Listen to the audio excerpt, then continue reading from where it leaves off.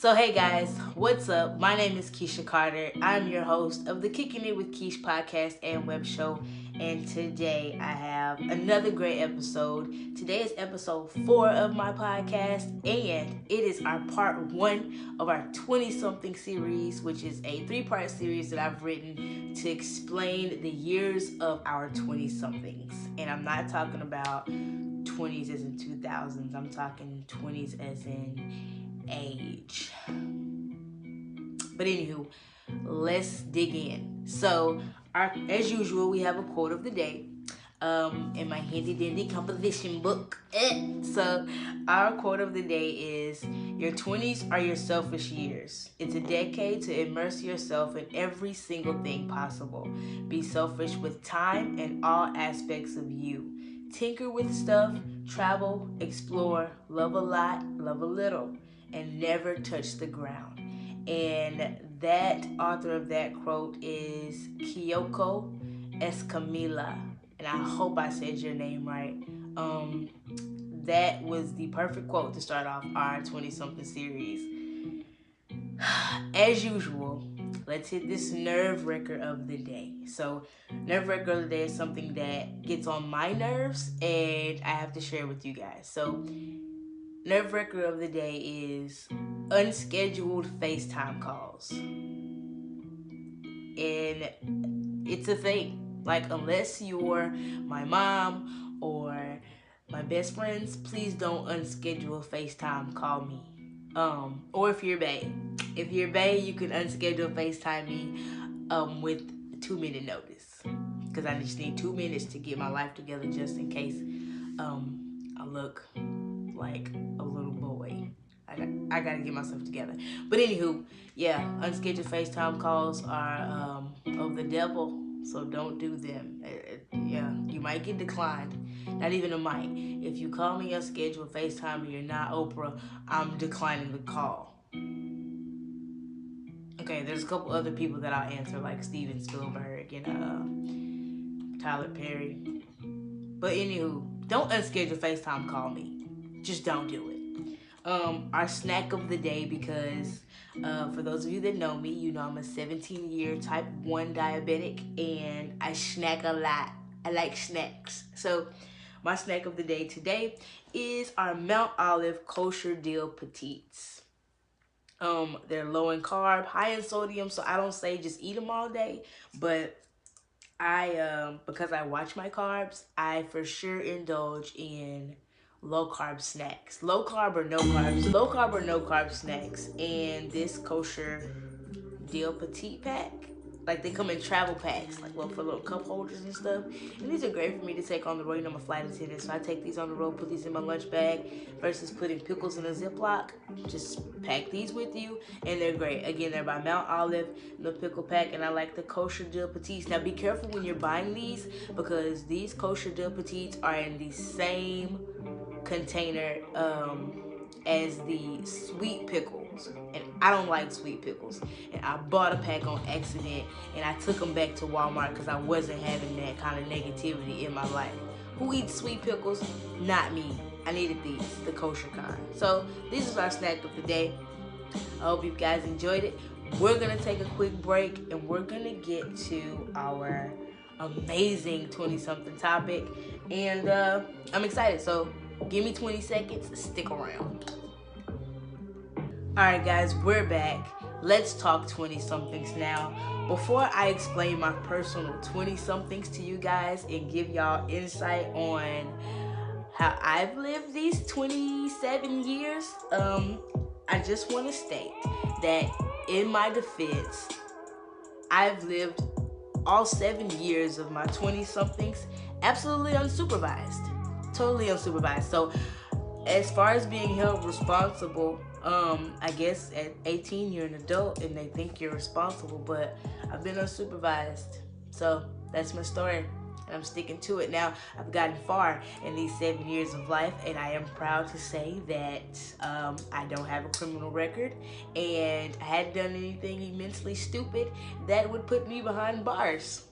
So I'm doing great.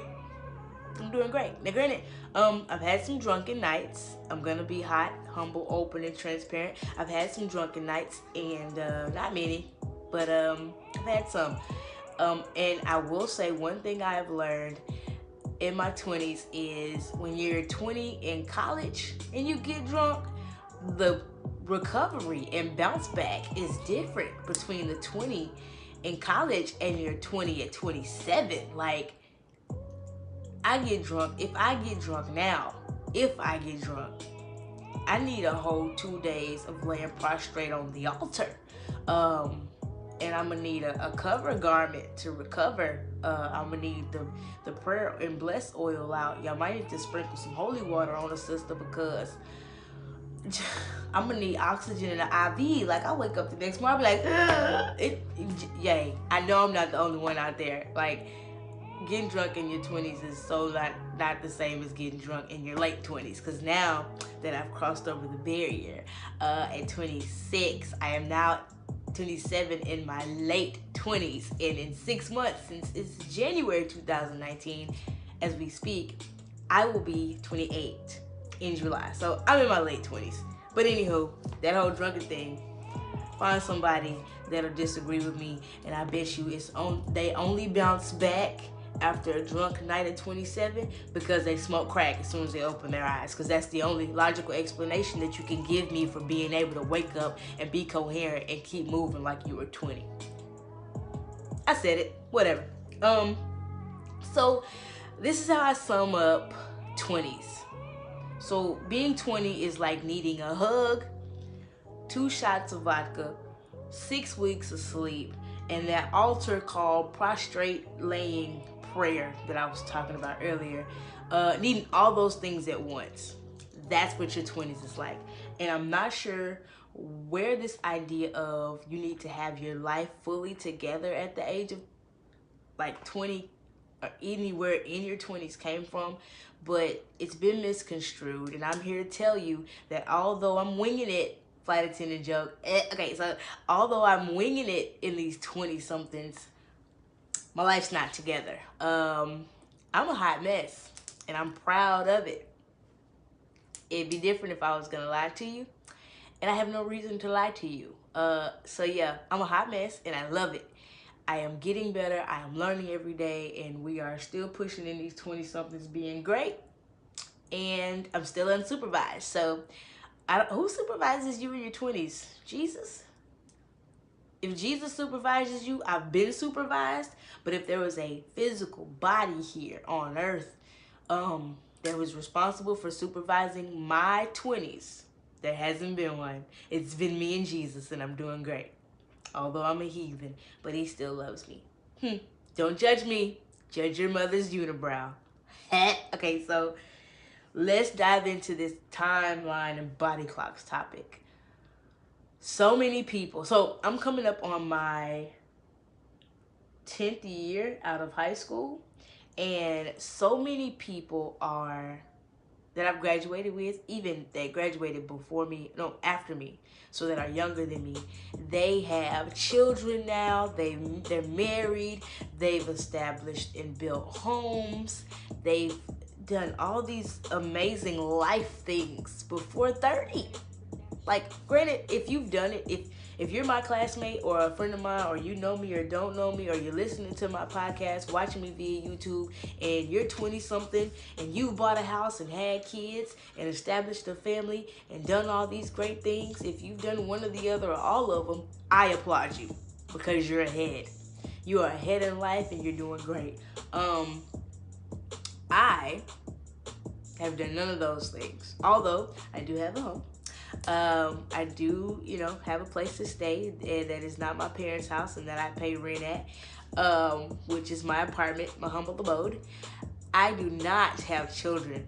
I think that is a scary thing. First off, there's so many pregnancy scares out there. I was on Facebook the other day, and I randomly looked up, and it was somebody having a water birth on my timeline. If y'all don't know what a water birth is where you sit in a tub of water and you give birth. Pretty self-explanatory, and it did not look fun. It did not look like something I want to try. And if you've done a water birth, or you support that type. I mean, if you support it, support it. If you've done it, you are a different type of soldier, and you need to be on the front line of the military. And I'm not talking about in the army of the Lord. I'm talking about in the United States military. You need to be on special forces, because if you've given water birth, I don't think there are any pain meds, and childbirth looks like it hurts. I don't know why. I don't know why people are pushing childbirth upon me. My dad was like, "It's time." I was like, "For what?" To get out of your house, because I'm not gonna let you pressuring me to pushing a human out of my body. First off, I like the gym, and I work hard on my body. And this is gonna seem real selfish, but getting pregnant seems like a lot. And for me to just up and go do it, we're gonna have to have a lot of prayer and discussion with my husband in preparation, because this whole body clock thing, it's a lot of pressure. They want you as a female. I'm not sure if it's the same for men. I can't speak for you guys. But for females, they want you to have a baby before 30 to have better pregnancy statistics and turnouts. Because when you get pregnant after a certain age, you're more likely to be at high risk for your baby having issues and complications, or you having issues and complications. And that's just a lot of pressure. I'm adopted. If y'all don't know, and those of you who do know, I'm adopted, and I am all for going down to the adoption agency on National Adoption Day when they have the sale. There's a sale. It gotta be a sale. A 2-for-1 special on National Adoption Day, and if I could just adopt 2 for 1, who gotta get pregnant? Not me. Not kill 2 birds with 1 stone. Kill 2 birds with 1 stone. That's a bad phrase. Kill 2 birds with a stone. I don't want to kill any birds, but to cover 2 problems, and I guess children are problems, to take care of the matter, to have 2 kids, to get 2 kids for the price of 1. 2-for-1 special on National Adoption Day, and I'm signing up. So, future husband, if you're watching, let's keep that into consideration. Let's talk about our adoption chances and choices before we really go try to birth something. And that does sound selfish. I'm really just playing. Don't listen to me. If you really want to get pregnant, go do it. Make sure your situation is right and your life is right, because being responsible for a tiny human that you create, women are powerful and we are amazing human beings and creatures, and God created us to be able to make another human body. I first think that's amazing. Now the scares about it, of making that human body, is really what makes me nervous. But these body clocks and these timelines that they press on us these days in our 20-somethings are real. People are always, when are you gonna get married? When are you gonna have a kid? When are you gonna leave me alone and let me live my life? Now, it'd be different. Now, if I'm go have some kids and I'm not married, and y'all, the first thing y'all want to say at the church picnic is I done had some kids out of wedlock, when y'all was the one putting this pressure on me in the first place. So mind your business. Don't pressure me. Let me find a husband first. Speaking of husband, matter of fact, hold on, pause before we get to that. Point number 2, social media and comparison. Especially being on social media with classmates and families and friends. I guess that's what social media is for, is to keep in touch and, keep in contact to see what other people are doing with their lives without actually having to talk to them if I don't want to. So social media and comparison, you see people that are doing things, and then social media can really hype stuff up. Do not fall for the hype sometimes. Well, majority of the time, guys, don't fall for the hype. People will hype stuff up on social media and make you think they live in lavish when they are dying inside. So don't be on social media comparing yourself. True fact that comparison is the thief of joy. So don't be on social media comparing yourself to. Matter of fact, what's one of my classmates' name? Matter of fact, I'm not gonna tell y'all one of my classmates' name, but one of my classmates, she is an amazing friend of mine, and she happens to be a teacher. And not only does she have her bachelor's and a master's, she's also going back to school to be a doctor or to get her doctorates. She's absolutely amazing, and she's a mom. She's killing it out there, and she has a home. She's killing it out there. Shout out to my friend. Um, Shout out to you. I've made the mistake into comparing myself with friends, and she's way ahead. Okay, according to society, she's way ahead of me right now. I don't have my bachelor's degree yet. I am a year and a half out of having my bachelor's degree, and I hadn't made up in my mind when I want to go back to school yet. And that is absolutely fine. I am not going to let society pressure me into thinking I have to have a degree. I'm not. Not right now. If I'm not ready to go back to school, why would I jump back into school and I'm not even focused, not even ready? Then I'm wasting time, I'm wasting money, I'm deeper into college debt. Sally Mae already call it, and I just made my 32-cent payment last week, and I need them to get out of my wallet. But yeah, don't let these people pressure you into nothing. Don't compare yourself to stuff. Friends are out there and people are out there that are gonna do great. You do not have to compare yourself to their life. Comparison is a thief of joy. Live your life. Figure out what you want to do, how great you want to be, the things you want to accomplish, the places you want to go, and do that. Don't compare your life. Because, yeah, you're going to end up in a whole bowl of poop if you compare your life. And that's the best way I could put it without being a heathen and cussing. So, you don't want your life to be a bowl of poop by comparing. So don't do that. Anywho, shout out to my friend. She's out there doing great. And all of my other friends and associates that are out there being amazing. Continue to kill life. I'm killing life by loving myself and doing what I love and traveling the world and talking to you guys. No comparison. Now, stay in social media. Matter of fact, okay, so I'm not sure who gave y'all the thought that you have to go live and you're not doing anything. I'm sick of the ghetto lives. I'm so sick of it. I'm sick of the ghetto lives. And then some of y'all go live at the wrong time. At absolutely ridiculous times. There was a couple of lives where somebody got shot on live. A couple of lives where people are smoking weed. Are y'all? I live in Texas, if y'all don't know. If y'all not aware, Texas is not legal to smoke weed or even have it in your possession. So stop doing it on live.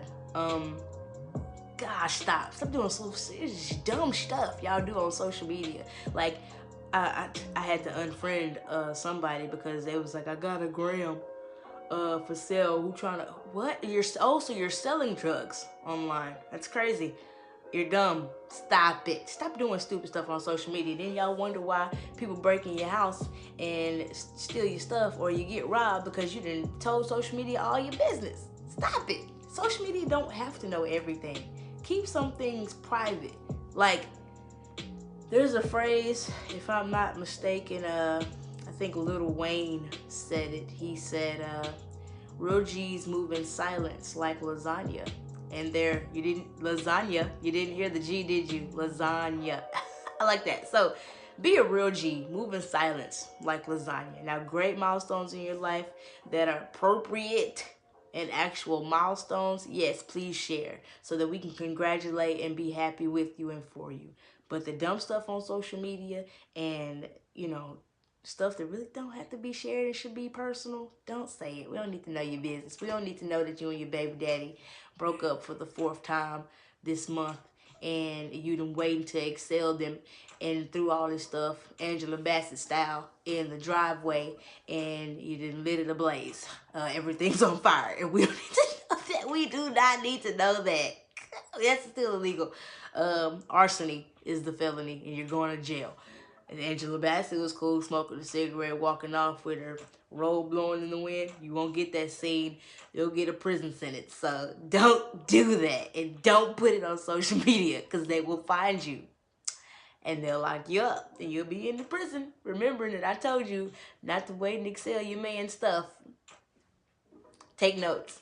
Yeah. So that's social media comparison.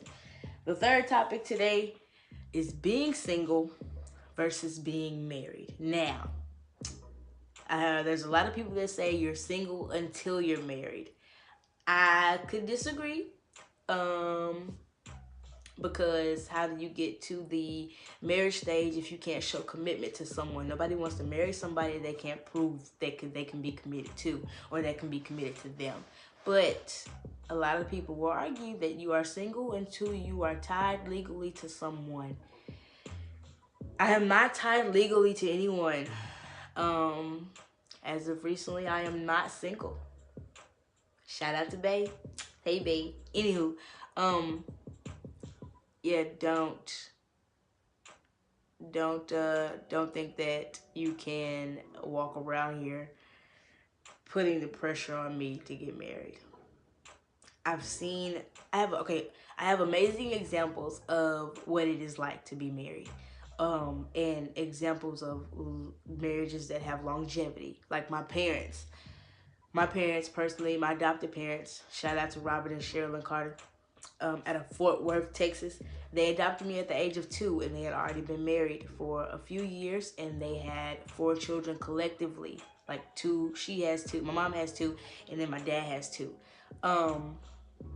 Then they adopted me, so I became number 5, and then we adopted my brother Dave, my younger brother David, and that makes 6. So they were already married when they met us, when they adopted us, and then they adopted 2 kids after being married.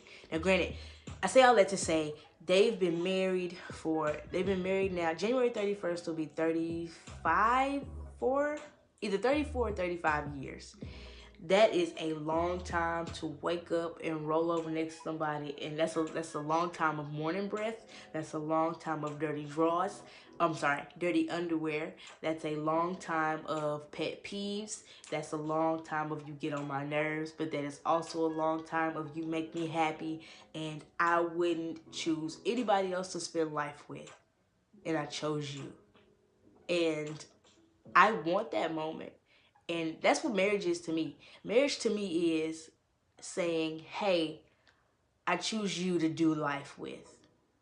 Let's do life together. Let's do the hardships of life, the happy times of life, the milestones in life, the ups and downs in life. Let's do them together. Whatever this battle of life may bring on, I want to do it with you. And I don't want anybody to pressure me into trying to do life with somebody that I'm not fit to do life with. So that's just that. Now, being single versus being married and in your 20-somethings, now, you know what? There is a couple that I went to high school with, and they're younger than me. So they graduated after me, and they have 3 beautiful children together. 3? Do they have 3? They got 3. I think they got 3. 2 or 3. They got 2 or 3 kids together, and I see them on social media. I comment on their children. Speaking of, if you have children and we're social media friends, I'm the fly auntie to all of your children. I'm the auntie that flies into town because I'm a flight attendant. I fly into town and I say hi, I play with your children, and I give them back. Yep, fly auntie, because I don't have any of my own, so I'm going to play with yours. And yeah, but they have amazing kids, and I'm their fly auntie. And their marriage seems amazing, and they seem to be doing so great. But again, I don't know the ins and outs. I can't compare it to what I see. All I know is what they show me, and they look like they're doing great. And there's a lot of people out here that look like they're doing an amazing job at this whole marriage thing, especially in your 20-somethings. If you get married in your 20-somethings, hey, more power to you. Because in your 20-somethings, I feel like, now granted, if Bae asked me to marry him, I'd be an absolute fool to say no. He seems like an amazing person to do life with, and we're still figuring each other out. But if you get married in your 20-somethings, your 20-somethings is like I said, the decade for you to figure yourself out. So if you get married in your 20-somethings, you're not only figuring yourself out, you're figuring that other person out as well. So y'all are figuring yourselves out and each other out together, and that's a lot. But if you can handle that, more power to you. I also have another set of friends who I met through a mutual friend. He's in the United States Navy, and she is a teacher, an amazing mom, and blogger. And they have 2 kids. They have 2 girls together, and they're doing amazing. They're doing amazing too. So I do see great examples of how to do this whole married in your 20s thing. I still got 3 more years of my 20s. Who's to say that I won't even get engaged in my 20s? But if I do, I'm all for it. We're gonna pray about that. Yeah, babe, because I know you're gonna watch this, so we'll discuss that. We're not gonna jump the gun because we're not comparing ourselves, and we're not letting anybody apply pressure to us. So if it's something that we pray about, we want to do, and he pops the question, then I'd be a dummy to say no, because he's great. But anywho, being single in your 20s, do not let anybody pressure you to jump into any relationships. Don't compare yourself to anything that you see on the social media. Don't take a lonely feeling as it's something that you need to use to bring somebody in to fill the gap. Being lonely, and those times of being lonely are times to figure yourself out. And if you don't have anyone, you don't technically need a body or a person or somebody to fill that gap. There are many things that you could find that could fill your lonely voids. And you don't have to feel like you got to be pressured into a relationship just to fill those gaps. Being married in your 20s is a scary thought, but it's also exciting. Yeah, that's all I got on that. So today we've covered timelines and body clocks. We've covered social media and comparison, and we've also covered being single versus being married in your 20s. Now, I hit these points briefly. We still got 2 more episodes of these 20-somethings. This is only part 1. It has been a pleasure speaking with you guys, and I hope you guys like it. Now, do me a favor, subscribe to my YouTube channel via subscribe button somewhere on this page, as well as please go listen to my podcast via Anchor, Apple Podcasts, aka iTunes, Google Podcasts, Spotify, Breaker, Castbox, Overcast, Pocket Cast, Radio Public, and Stitcher. My podcast is available on all of those podcasting platforms. Like I said, subscribe via YouTube and follow me on my social media at Instagram and Twitter at Keesh. Facebook is Kesha Carter. Snapchat is Queen Keesh. That's Keesh. And please enjoy. Stay tuned for more and be looking out for part 2 of my 20-something series. It's Kesha. It's been great. Thanks for kicking it with me. I'm out. Bye.